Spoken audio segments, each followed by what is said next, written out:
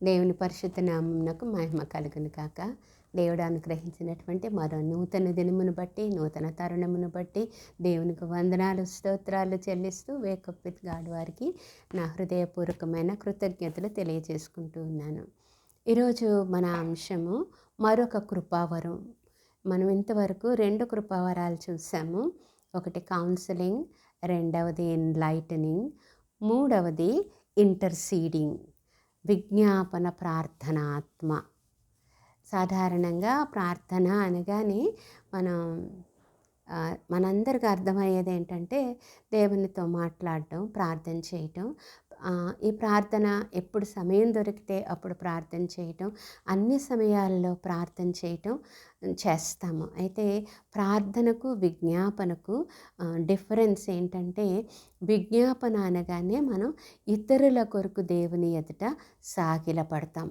ఇతరుల కొరకు సాగిలపడేది విజ్ఞాపన ప్రార్థన.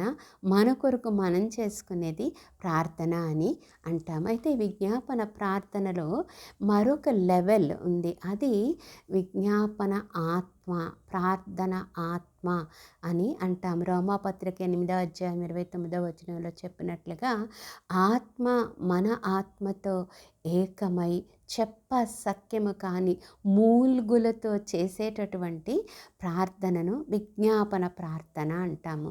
ఇది ఈరోజు మన మూలవాక్యం ఏంటంటే తిమోతికి వ్రాసిన మొదటి పత్రిక 2వ అధ్యాయము మొదటి 2 వచనాలు మనం చూసినట్లయితే, మనము సంపూర్ణ భక్తియు మాన్యతయు కలిగి నెమ్మదిగాను సుఖముగాను బ్రతుకు నిమిత్తము అన్నిటికంటే ముఖ్యముగా మనుష్యులందరి కొరకును, రాజుల కొరకును, అధికారులందరి కొరకును విజ్ఞాపనములను, ప్రార్థనలను, యాచనలను, కృతజ్ఞతాస్తుతులను చేయవలనని హెచ్చరించుచున్నాను అని పౌలు గారు చెప్పడం మనం ఇక్కడ గమనిస్తూ ఉన్నాం.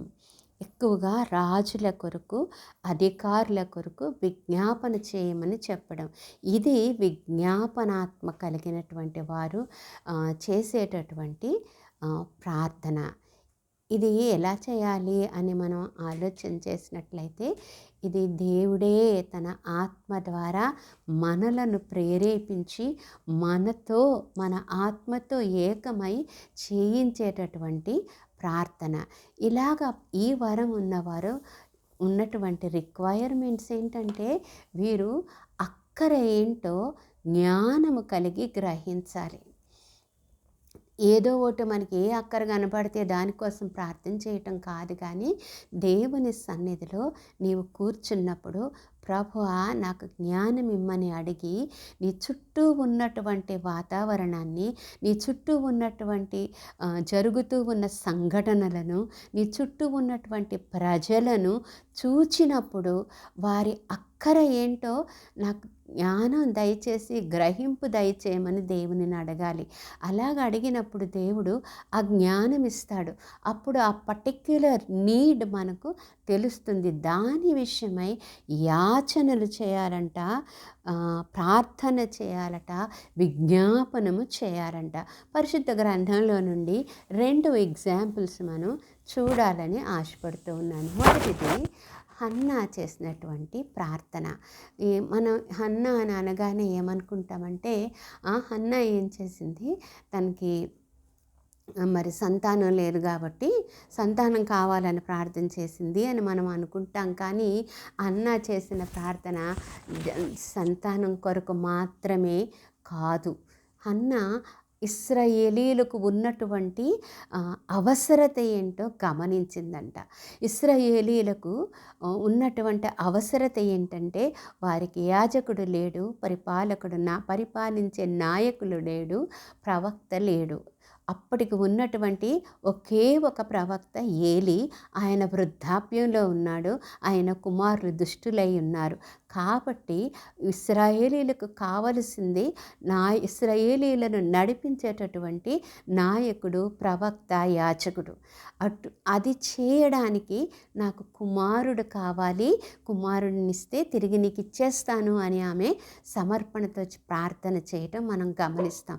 హృదయం కృమ్మరించుకున్నదని ఆమె ప్రార్థన చేస్తూ ఉన్నప్పుడు ఏలి ఆమె మత్తురాలై ఉన్నదని అనుకోవడం కూడా మనం గమనిస్తాము.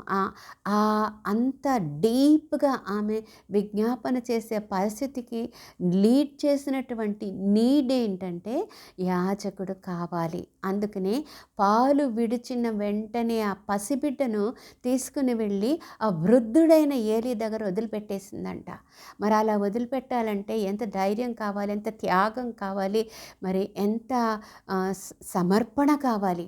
ఎందుకు అలా వదిలిపెట్టింది అంటే ఆ యాజకుడిని పసిప్రాయం నుంచి ఈ కుమారుడు చూచి నేర్చుకుని తన జీవితంలో యవన ప్రాయం వచ్చేటప్పటికి యాజకుడవుతాడని, ఇశ్రాయేలులను నడిపించే నాయకుడవుతాడని ఆమె ఆశ. అది నెరవేర్చటం కోసం ఆమె ఇది చేయటం మనం గమనిస్తాం. అలాగే ఎస్తేరును చూచినట్లయితే 3 దినాలు ఉపవాసాన్ని ప్రకటించి యూదుల యొక్క రక్షణ కొరకు ప్రార్థన చేసింది. ఎందుకు యూదులు రక్షించబడాలి అని మనం ఆలోచించినట్లయితే ధర్మశాస్త్రాన్ని చిన్ననాటి నుంచి నేర్చుకున్నటువంటి ఆమెకు అర్థమైంది ఏంటంటే మెస్సియా యూదా గోత్రంలో నుంచి రావలసి ఉన్నది. మెస్సియా యూదా గోత్రంలో నుంచి రావాలి అన్నట్లయితే యూదుల శేషము మిగలాలి. యూదుల శేషం మిగలాలి అంటే వారు మిగలకుండా చేయాలని హామాను చేసినటువంటి ఆ ప్రణాళికను పడగొట్టాలి. దానికోసం 3 రోజులు ఉపవాస ప్రార్థన చేసి శేషం మిగిలేలాగా చేసి ఆ శేషంలో నుండి దావీదులో నుండి మెస్సియా వచ్చేటటువంటి సీన్లోనికి ఆమె నడిపించినట్లుగా మనం చూస్తాము.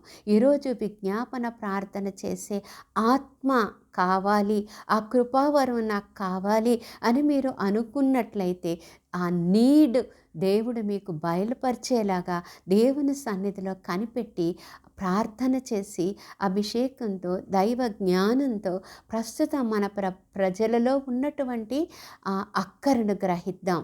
అక్రమము, అవినీతి, బలాత్కారము భయంకరమైన రీతిలో విస్తరించిన ఈ దినాల్లో క్రీస్తును పోలి నడిచేటటువంటి నాయకుడు కావాలి అని విజ్ఞాపన చేద్దాం.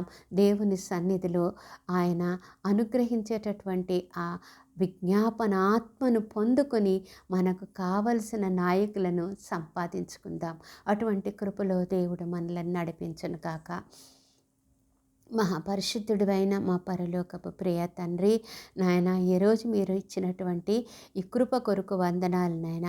విజ్ఞాపన ఆత్మను ప్రభా మేము నీ సన్నిధిలో కోరుకుంటూ ఉన్నాము తండ్రి. ఆ ఆత్మను పొందడానికి కావలసినటువంటి జ్ఞానమును, అభిషేకమును, ప్రభా భారమును, ఆసక్తిని ప్రభా మాకు దయచేసి దానిని మేము పొందుకుని ప్రభా నిన్ను వెంబడించే పరిపాలకులను ప్రభా మా ప్రార్థనల ద్వారా మేము సంపాదించుకొనున్నట్లు నీ కృప మాకు దయచేయమని యేసు నామములో అడిగి వేడుకొంచున్నాం తండ్రి. ఆమేన్.